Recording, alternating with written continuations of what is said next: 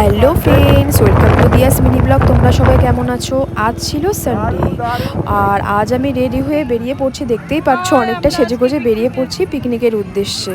এটা ছিল আমাদের 2025-এর ফার্স্ট পিকনিক। আমি রেডি হয়ে বেরিয়ে পড়েছি, অলরেডি পিকনিক স্পটে চলে এসেছি। বহুদিন ধরে এই পিকনিকের প্ল্যানটা করা হচ্ছিল, বাট আজ ফাইনালি সাকসেস হলো, আমরা পিকনিক স্পটে চলে এসেছি। এদিকে দেখতে পাচ্ছ আমার এই ছোট্ট বোনটিকে বহুবার ক্যামেরার সামনে দেখেছো ভিডিওতে।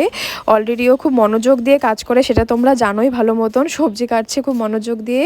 এদিকে আমাদের পিকনিকের জন্য রেডি করা হচ্ছে বাঁধাকপির পকোড়া, মানে ভেজ পকোড়া রেডি করা হচ্ছে।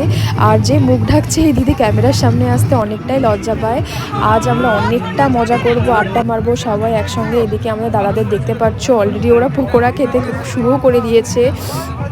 সবাই অনেকটা এক্সাইটেড ছিল এই দিনটার জন্য। আজ ফাইনালি আমরা অনেকটাই মজা করব। এই দিদিকে দেখতে পাচ্ছ, এই দিদিও ক্যামেরার সামনে আসতে লজ্জা পাচ্ছে।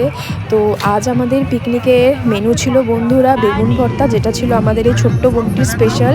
খুব মনোযোগ দিয়ে বেগুন ভর্তাটা রেডি করছে, দেখতেই পাচ্ছ। তার সাথে ছিল মাটন, ভেজ পকোড়া, আর এই ছোট্ট বোনটি যেহেতু ভেজিটেরিয়ান তাই ওর জন্য করা হয়েছিল পনির চিল্লি। তো এদিকে মাটন কষা রেডি করে দিয়েছে। এদিকে আমরা নাচ গান করছি। পিকনিকে আসবো, নাচ করবো না, এটা তো হতে পারে না। অনেকটাই মজা করেছি। অ্যাকচুয়ালি বন্ধুরা আমরা সাউন্ড সিস্টেম নিয়ে যাইনি, তো তার জন্য আমাদের পাশে যারা পিকনিক করছিল তারাই আমাদের খুব ভালোবেসে ডেকে নিয়ে গেছিলো নাচ করার জন্য। তো আমরা সেখানে অনেকটাই মজা করছি ওদের সাথে, বহুদিন পর আবার এরকম এনজয়মেন্ট করছি। এদিকে দেখতেই পাচ্ছ দাদাকে খাওয়ার পরিবেশন করছে। অলরেডি অনেকটাই লেট হয়ে গেছিলো, বাড়িতেও ফিরতে হবে।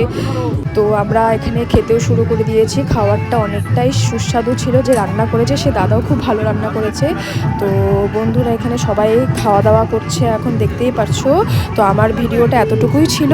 তোমাদের যদি ভালো লাগে কমেন্ট করে জানিও। টাটা।